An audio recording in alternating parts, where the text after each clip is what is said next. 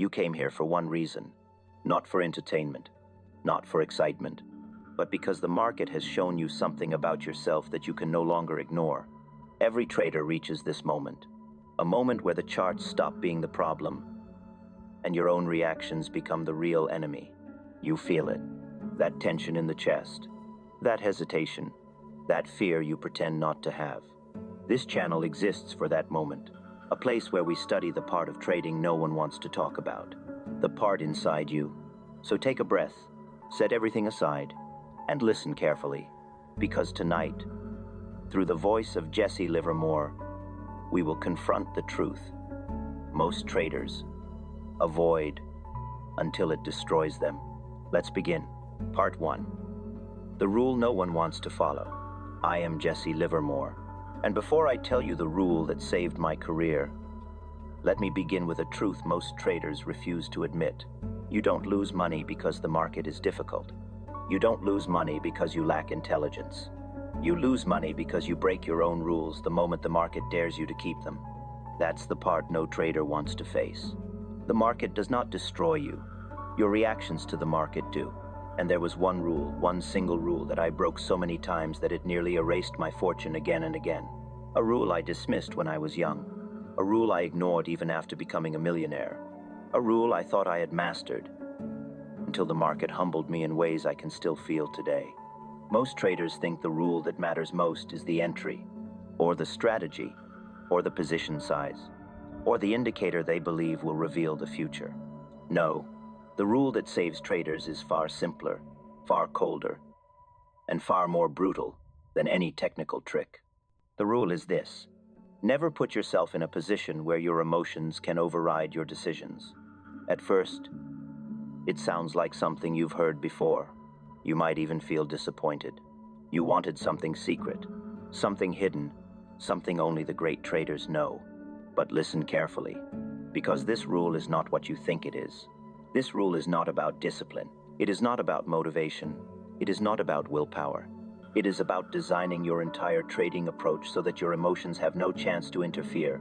And most traders fail at this before they ever place a single trade. Let me show you what I mean. When I was young, reading the tape in bucket shops, I had nothing. No reputation, no influence, no pressure. Just me, my notebook, and the tape. Back then, I followed the rule naturally without even realizing it. Small trades, simple setups, clear risk. If I was wrong, I stepped aside and waited. My emotions had no room to interfere because my trades were too small to scare me and too simple to confuse me. But success has a way of corrupting the mind. After my early wins, after my name began to circulate through Wall Street, after newspapers wrote about my trades, something subtle changed inside me. I didn't notice it at first. Hardly anyone ever does. But the moment a trader begins to care about being right, the moment a trader begins to care about proving something, the moment a trader begins to care about the size of a win instead of the quality of a decision, the rule begins to slip. And when the rule slips, disaster is already on its way. The truth is this: your biggest losses do not come from bad strategies. They come from moments when your emotions outrun your rules. You might think you're immune. You might think you've learned enough. You might think your experience will protect you. It won't. Experience does not save traders. Intelligence does not save traders. Discipline does not save traders. Only structure does. A structure that makes emotional decisions impossible. Let me take you back to a night when I forgot this rule. The year was early in my career, but not too early. I had already made a fortune. I had already been praised. I had already been called the boy plunger. I believed I was ahead of the crowd. I believed I could see what others couldn't. That night, I entered a position far larger than I should have. Not because the trade was perfect, not because the setup was undeniable, but because I wanted to win big. I wanted to silence critics. I wanted to prove something not to the market, but to myself. When the market moved against me, just slightly, I felt it. A tightness in the chest, a spike of heat, a whisper that said, "Hold it, it will come back." That whisper has destroyed more traders than any bear market in history. I held, The loss grew. I told myself the same lies every trader repeats. It's temporary. It's just a pullback.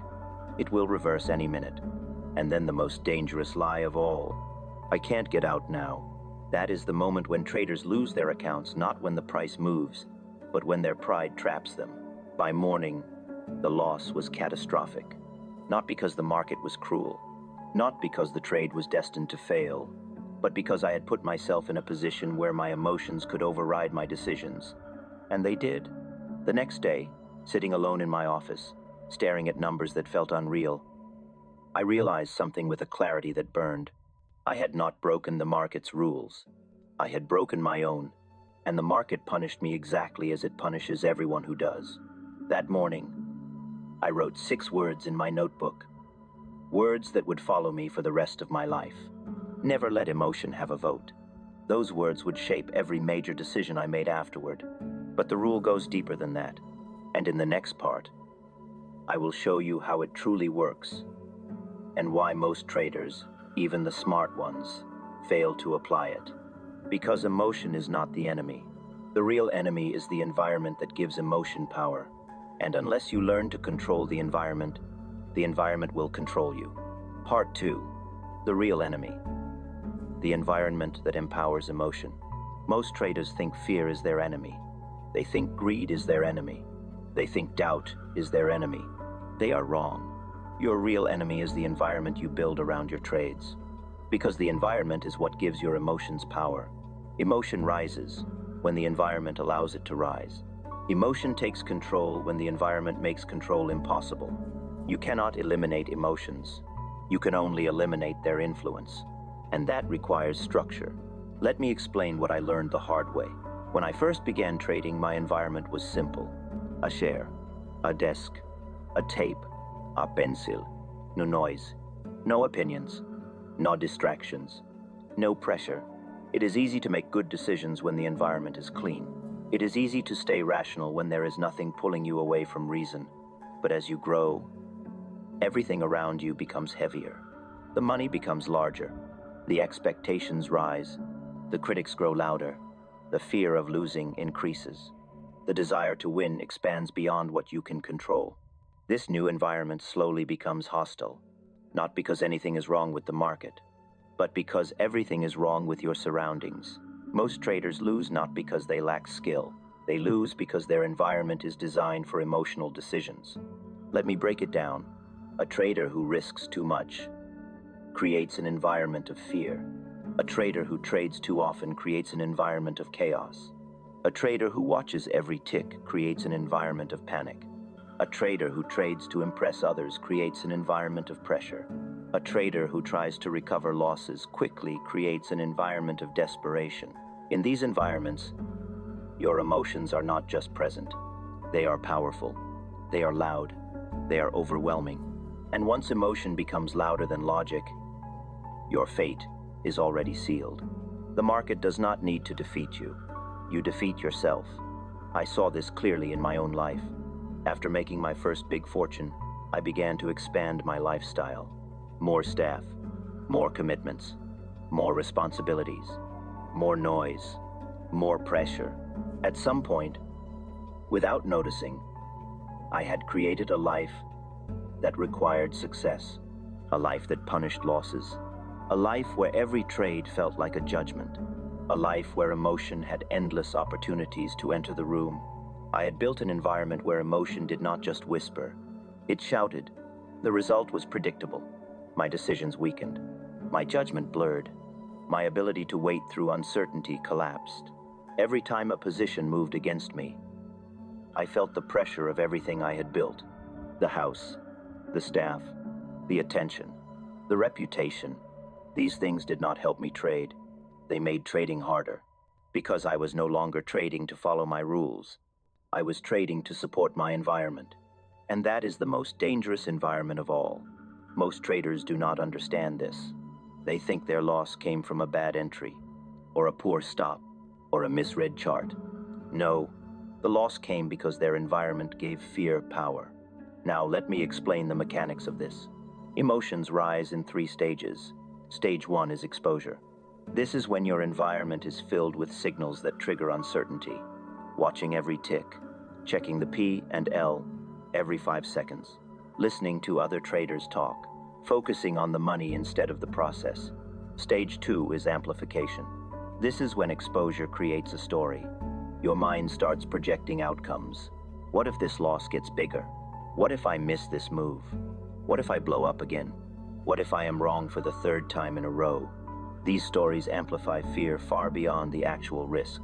Stage 3 is domination. This is when the story becomes louder than your rules. Your rules become suggestions. Your discipline becomes optional. The trade becomes personal. And now emotion controls you completely. You sell too early. You hold too long. You add when you should exit. You freeze when you should act. You overreact when you should remain calm. Not because the market changed, but because your environment magnified your emotions. This is why the one rule that saves traders is not about skill. It is about structure. Let me give you a simple example. If your position size is too large, your environment is built for fear. You cannot think clearly because the numbers are too heavy. Every movement feels threatening. You panic because the environment forces panic. If you take too many trades, your environment is built for exhaustion. You become reactive. Your emotions become raw. You lose the ability to wait. You panic because your mind is tired. If you stay glued to the screen, your environment is built for overload. You are interpreting noise as danger. You are reacting to movements that carry no meaning. You panic because the noise becomes unbearable. If you trade without a plan, your environment is built for confusion. You make decisions without context. Your emotions fill the gap left by the missing structure. You panic because there is nothing holding you still. When the environment is wrong, discipline will not save you. Motivation will not save you. Experience will not save you. Confidence will not save you. Only structure will. You must design your environment so that your rules are stronger than your emotions. This means lowering your position size until it feels boring. This means reducing the number of trades until they are clear. This means checking the chart at intervals, not every movement. This means defining your exit before entering. This means protecting your mind from noise. This means accepting that waiting is part of winning. Most traders try to fight emotion with willpower. They battle fear directly. They push through doubt. They try to control their reactions by force. This never works. Emotion will always win a direct fight. It is older than you, stronger than you, faster than you. The only way to win is to remove emotion's access to the controls. To build an environment where emotion has no leverage, no hold, no influence. You cannot stop fear from appearing, but you can prevent it from taking command. This is the essence of the one rule that saves traders. Not discipline, not intelligence, not courage. Structure. And in the next part, I will show you how I rebuilt mine. The specific steps, the habits, the boundaries, the mindset changes, the process that pulled me out of my darkest failures, and the process that can save any trader willing to obey it. Because a trader does not rise by eliminating emotion. A trader rises by eliminating the environment that lets emotion win. Part 3. How I rebuilt myself. By redesigning my entire trading environment. I did not recover from my greatest failures by becoming stronger. I did not recover by forcing discipline. And I certainly did not recover by trying to control my emotions directly. I recovered because I rebuilt my environment from the ground up, piece by piece, rule by rule, boundary by boundary. Most traders try to change themselves. They try to fight fear. They try to fight greed. They try to fight doubt. I learned that this approach is hopeless. You cannot win a war against your own nature, but you can design a world where your nature cannot hurt you. That was the turning point of my entire career. Let me show you exactly what I changed. I began with position size. Large positions produce emotional noise. They turn every fluctuation into a threat. They turn every candle into a judgment. So I reduced my size to the point where the outcome no longer affected my emotional balance. Not to protect my account, but to protect my clarity. A trader with clarity can win. A trader without clarity cannot survive. Then I changed the way I entered trades. I stopped entering out of excitement. I stopped entering out of fear of missing out. I stopped entering because the market moved quickly. I entered only when my conditions were met. Clear, simple, defined. If the setup was not obvious, I did not participate. If the structure was not clean, I did not participate. If I had to justify the entry too much, I stepped aside, because the more complex the entry, the easier it is for emotion to influence the exit. Next, I changed how I watched my positions. I used to stare at the tape, every tick, every movement, every pullback. This created a storm of noise, a storm where every second carried a new emotional trigger. So I stopped watching noise. I watched structure. I watched direction. I watched levels that mattered, not movements that meant nothing. I reviewed my positions only at intentional intervals. This alone saved me from countless emotional exits. Then came the most important shift of all. I created rules that I could not break. Not rules that I should not break. Not rules that I did not want to break. Rules that were literally impossible to break because I designed my process so tightly around them. Here were the core rules. First, never enter a trade without knowing where you will exit if you are wrong. Second, never move a stop to avoid discomfort. Third, never increase size in a losing position.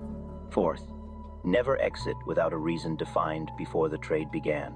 Fifth, never allow a single trade to determine your identity. These rules were not about the market. They were about me. Because the one rule that saves traders is this: never give emotion a chance to override your decisions. These smaller rules protect that one rule. They make it possible. They make it real. They make it repeatable. Most traders know these rules, but they do not obey them. And they do not obey them because their environment is built to break them. Their size is too large. Their frequency is too high.